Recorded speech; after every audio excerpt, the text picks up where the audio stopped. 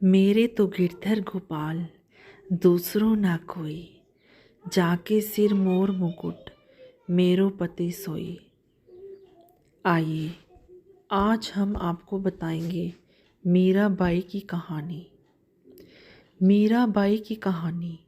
मीराबाई भक्ति काल की एक ऐसी संत है जिनका सब कुछ श्री कृष्ण के लिए समर्पित था। मीरा का कृष्ण प्रेम ऐसा था कि वह उन्हें अपना पति मान बैठी थी। भक्ति की ऐसी चरम अवस्था कम ही देखने को मिलती है। आइए जाने मीराबाई के जीवन की कुछ रोचक बातें। मीराबाई के बालमन में कृष्ण की ऐसी छवि बसी थी कि किशोरा अवस्था से लेकर मृत्यु तक उन्हें कृष्ण को ही अपना सब कुछ माना।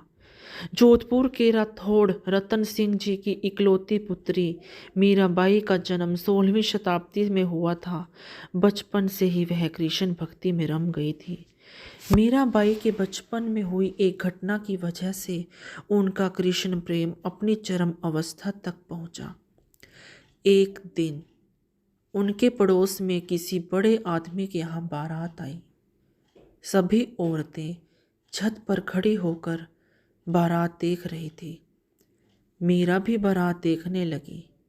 मीरा को देख मीरा ने अपनी माता से पूछा, मेरा दूल्हा कौन है माँ?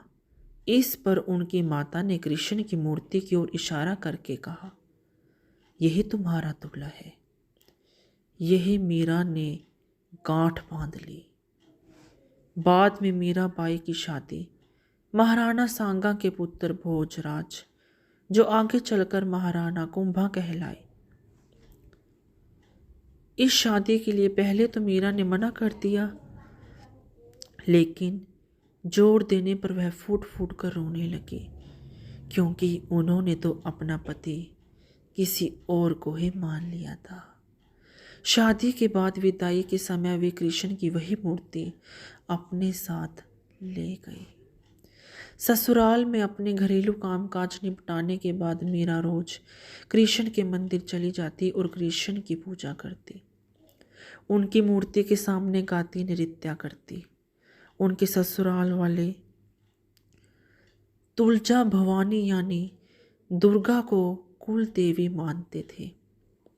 जब मीरा ने कुल देवी की पूजा करने से इनकार कर दिया तो परिवार वालों ने उनकी श्रद्धा भक्ति को मंजूरी नहीं दी। मीराबाई की ननद उदाबाई ने उन्हें बदनाम करने के लिए उनके खिलाफ एक साजिश रची। उसने राणा से कहा कि मीरा का किसी के साथ गुप्त प्रेम है और उसने मीरा को मंदिर में अपने प्रेमी से बात करते देखा है। राणा कुंभा अपनी बहन के साथ आधी रात को मंदिर गया। वह मंदिर का दरवाजा तोड़कर अंदर पहुंचा और देखा कि मीरा तो अकेले ही कृष्ण की मूर्ति के सामने परम आनंद की अवस्था में बैठी मूर्ति से बातें कर रही थी और मस्ती में गा रही थी। राणा मीरा पर चिल्लाया, मीरा, तुम जिस प्रेमी से अभी बातें कर रही हो उसे मेरे सामने लाओ।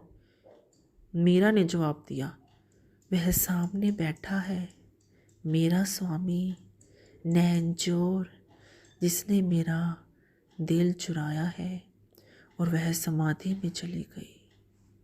इस घटना से राणा कुंभा का दिल टूट गया, लेकिन फिर भी उसने एक अच्छे पति की भूमिका निभाई और मरते दम तक मीरा का साथ दिया।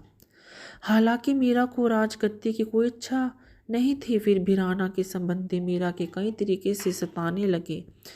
कृष्ण के प्रति मीरा का प्रेम शुरुआत में बेहद निजी था, लेकिन बाद में कभी कभी मीरा के मन में प्रेमानंद इतना उमड़ पाता था कि वह आम लोगों के सामने और धार्मिक उत्सवों में नाचने गाने लगती थी। रात में गुपचाप चित्तौड़ के किले से निकल जाती थी और नगर में चल रहे सत्संग में हिस्सा लेती थी। मीरा का देवर था विक्रमादित्य, जो चित्तौड़गढ़ का नया राजा बना। बहुत कठोर मीरा की भक्ति, उनका आम लोगों के साथ घुलना मिलना, नारी की मर्यादा के प्रति उनकी लापरवाही का उसने कड़ा विरोध किया। उसने तो मीरा को मारने की कई बार कोशिश करी। यहाँ तक कि उसने मीरा के पास फूलों की टोकरी में एक जहरीला सांप रखकर भेजा और मीरा को संदेश भिजवाया कि टोकरी में फूलों के हार हैं। लेकिन भगवान की भक्ति के आगे भला कौन किसका बिगाड़ सकता है।